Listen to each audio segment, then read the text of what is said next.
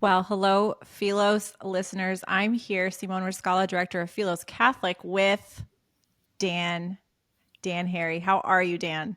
So good. So good to be with you. I love the Philos Project. And of course, you are a dear friend and so excited to be able to chat with you.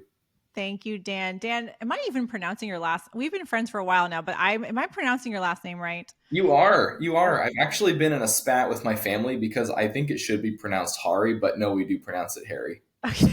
I was like, how have I Yeah. known Dan this long and still not know how to pronounce his name? No, you got it. But for our listeners, Dan is deputy director at Save Armenia, which is a nonprofit dedicated to saving Armenia, which was incubated at the Philos Project, where we worked on this project together. So, Dan, it's so Yes. good to see you again and to talk to you. And just wanted to pick your brain for a minute, get the update on what's going on with Armenia since Artsakh was cleansed in 2023, in Mhm. September 2023. Yes.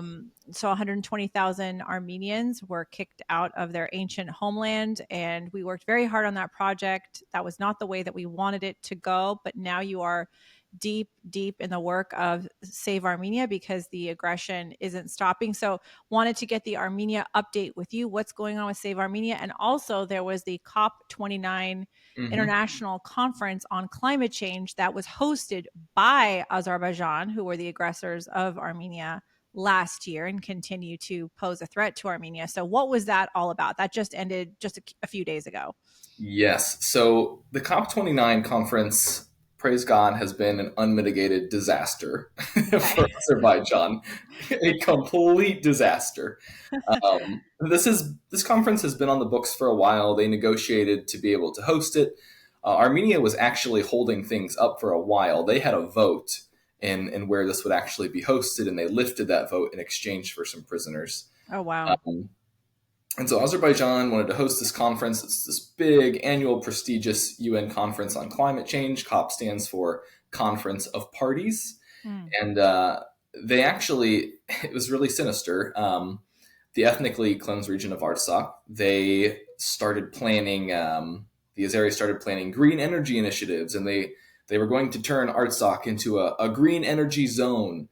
And they're doing what's referred to as greenwashing, where they cover up a genocide with Oh, these climate initiatives. Um, Thankfully, in large part, they didn't get away with it.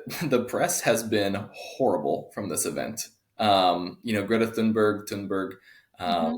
probably the most famous climate activist in the world, boycotted it and instead went to Armenia. Good for her. and yeah, I don't agree with Greta on pretty much anything, but this, we're on the same page. I So, had I had the same feeling when I saw her. I thought, oh, I don't know that I'm a huge fan of hers, but I will not object to her bringing attention to Armenia and what happened to them yes. last year, and that human rights violators such as Azerbaijan to like hypocritically be hosting this conference as a way to Correct. cover up their war crimes. Not into it. Good job, Greta. Yep, exactly. It's like, okay, there's one thing we agree on.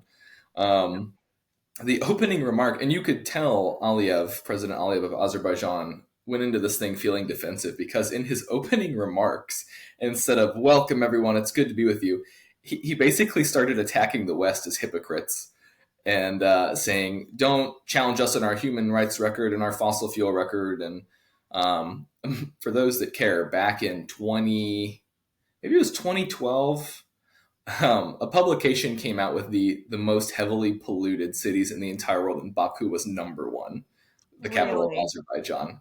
Wow. It's a serial polluter. Um, so, and at one point, because he was taking flack for that, in his opening remarks at the climate conference, he says, "quote Fossil fuels are a gift from God." End quote. And so it's like, well, okay, but read the room.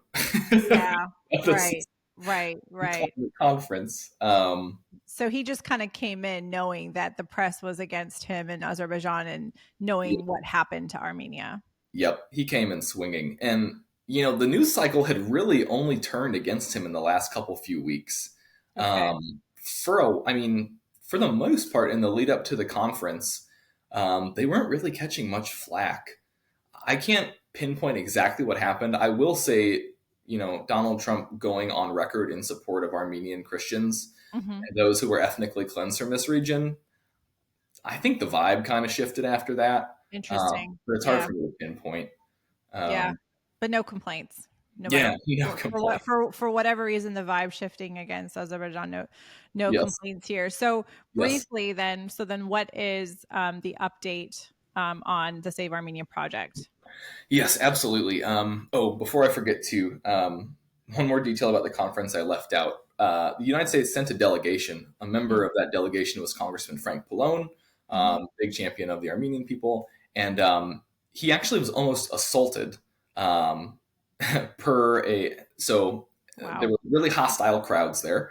Uh, Basically, the Azeris despise him because of how vocal he is in his support of Armenians, and he said he believes that the government was actually trying to arrange an attack on him, but Wow. his security team was able to keep him safe. But he said if it wasn't for my team, I would have been hospitalized. So the Azeris, more than likely were actually planning to hospitalize a U.S. congressman. So yeah, they had a bad week.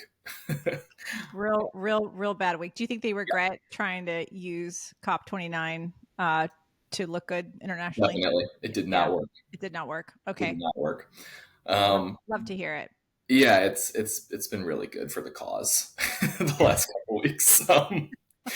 The In terms of work for or what Save Armenia is doing, so as always, our goal is to elevate Armenia among American, conservative Christians, and so we're doing this in a few different ways. Namely, we try to take American Christian leaders to the region, to Armenia, to see it themselves, to meet the people, to meet with the survivors of the ethnic cleansing, and we're hoping to do a few of those trips a year. So my hope is that we can reveal or sort of publicize some of those trips here in the near future.